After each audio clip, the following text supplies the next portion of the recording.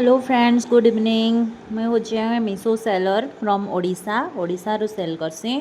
तो आज मुझे देखा मैं आपण मन कि मीशो रे सबुठ बड़ प्रॉब्लम काଣା कि सब बेले मीशो रे काम के शो करसी कि लूजिंग ऑर्डर्स एंड व्यूज कि आपन जदि प्राइस कम करबे देन ही आपनकर व्यूज कम माने बेसी जीवा बोली करी आउ सेंता ही हेसी। देखुन व्यूज माने पूरा दिन को दिन डाउन होते जाइसी।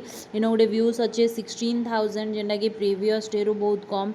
आउ आपन जदि इनो क्लिक करबे बेले आमके सजेशन देखासी कि एतकी प्राइस करी दियो जे तमर व्यूज बेसी जीवा। बाकी तमर जदि प्राइस एतकी कम करबो देन तमके प्रॉफिट ही नहीं हुए।